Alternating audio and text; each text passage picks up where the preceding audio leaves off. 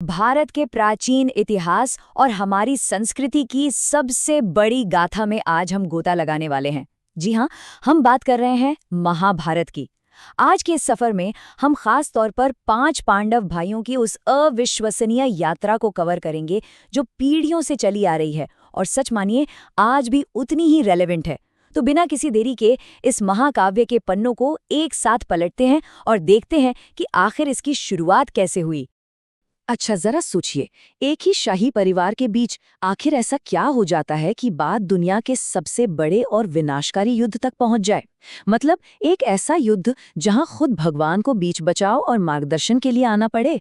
कुरुक्षेत्र के उस विशाल मैदान में जो कुछ भी हुआ उसकी जड़ें बहुत गहरी हैं और इसे समझने के लिए हमें इस कहानी में थोड़ा पीछे जाना होगा। भाग 1, भारत का महाकाव्य।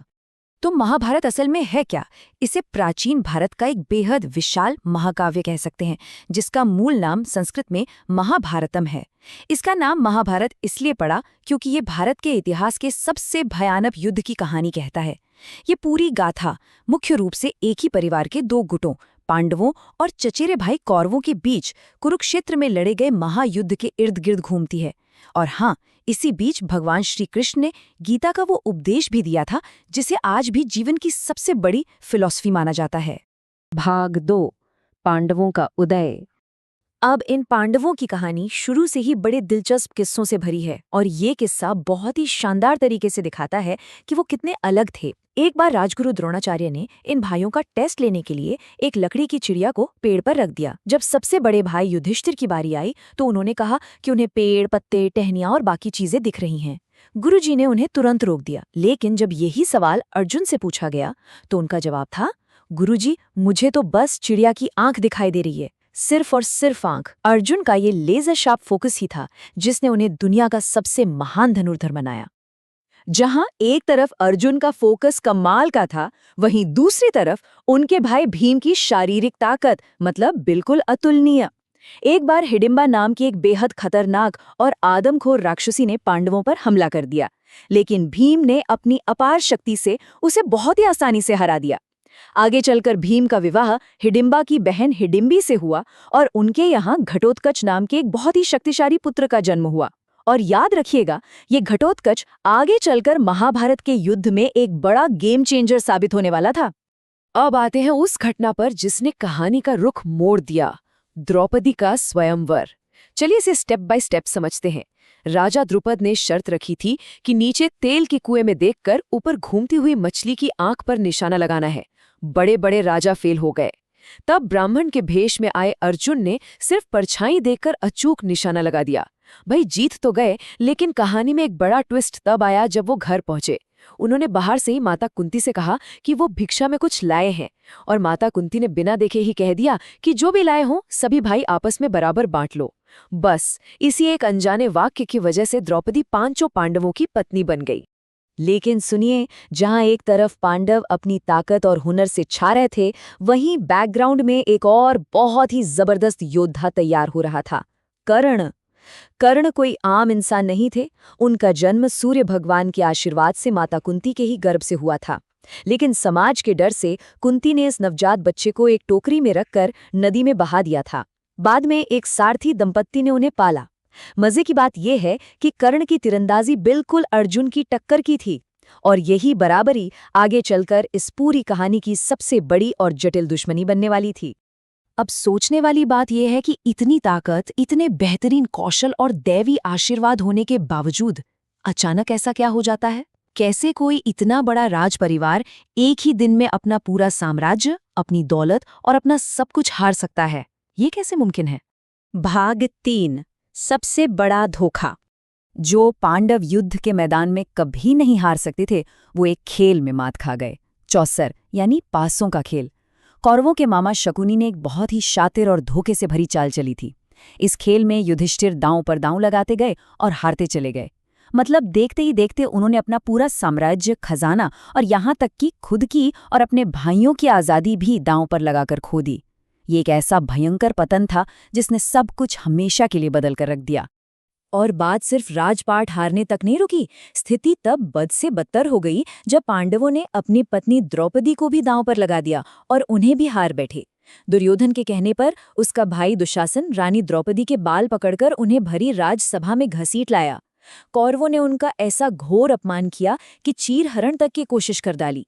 जब दुशासन द्रौपदी के वस्त्र खींच रहा था, तब भगवान श्री कृष्ण की दैवीय कृपा से द्रौपदी के वस्त्र बढ़ते ही चले गए और दुशासन थक कर गिर पड़ा।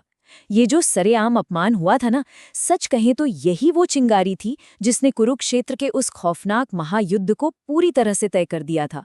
अब युद्ध टल नहीं सकता था। भाग 4 कुरुक्षेत्र का महायुद्ध। चलिए अब देखते हैं कि ये युद्ध अपने चरम पर कैसे पहुंचता है। अर्जुन के युवा बेटे अभिमन्यु की कहानी इस महायुद्ध का एक बहुत ही दर्दनाक लेकिन बहादुरी से भरा हिस्सा है। आपको जानकर हैरानी होगी कि अभिमन्यु ने अपनी माता के गर्भ में ही चक्रव्यूह भेदना सीख लिया था। 12 दिनों तक वो मैदान में निडरता से लड़ता रहा। फिर 13वें दिन द्रोणाचार्य ने एक बहुत ही मुश्किल और घुमावदार चक्रव्यूह बनाया। अभिमन्यु ने इसे तोड़ तो दिया, लेकिन दिक्कत ये थी कि गर्भ में उसने सिर्फ अंदर जाना सुना था, बाहर निकलना नहीं। नतीजा ये हुआ कि वो उस व्यूह के अंदर फंस गया और कौरवों ने उसे घेरकर मार गिराया। वैसे इस युद्ध में सिर्फ तलवारें नहीं चल रही थीं, बल्कि दिमाग और रणनीतियों का भी जबरदस्त खेल चल रहा था। हुआ यूं कि एक बार दुर्योधन ने कौरवों के सेनापति भीष्म पितामह पर ताना मारा कि वो अपनी पूरी ताकत से नहीं लड़ रहे हैं। गुस्से में आकर भीष्म ने 5 सोने के तीर निकाले, उन पर मंत्र पढ़ा और ऐलान कर दिया कि कल सुबह इन्हीं तीरों से पांडवों का अंत हो जाएगा। दुर्योधन को यकीन नहीं हुआ तो उसने वो तीर अपने पास रख लिए। जब श्री कृष्ण को ये बात पता चली तो उन्होंने अर्जुन को एक पुराना किस्सा याद दिलाया। अर्जुन ने कभी दुर्योधन की जान बचाई थी, जिसके बदले दुर्योधन ने एक वरदान दिया था। बस कृष्ण की सलाह पर अर्जुन गए और क्षत्रिय धर्म का वास्ता देकर दुर्योधन से वही 5 सोने के तीर मांग लिए और इस तरह एक पक्की हार को बड़ी ही चतुराई से टाल दिया गया। अब जरा कुरुक्षेत्र के मैदान के बिल्कुल बीचों बीच चलते हैं। जब अर्जुन अपने ही रिश्तेदारों और गुरुओं को सामने देखकर पूरी तरह से टूट गए और दुविधा में पड़ गए, तब श्रीकृष्ण ने उन्हें वो उपदेश दिया जिसे आज हम भगवद गीता के रूप में जानते हैं। इसका मूल सार बहुत ही गहरा है। हमें सिर्फ अपने कर्मों और एक्शंस पर ध्यान देना चाहिए, बिना ये सोचे कि उसका रिजल्ट क्या होगा। मतलब नतीजों की चिंता किए बिना अपना सही कर्म और कर्तव्य निभाते रहो। कमाल की बात है ना?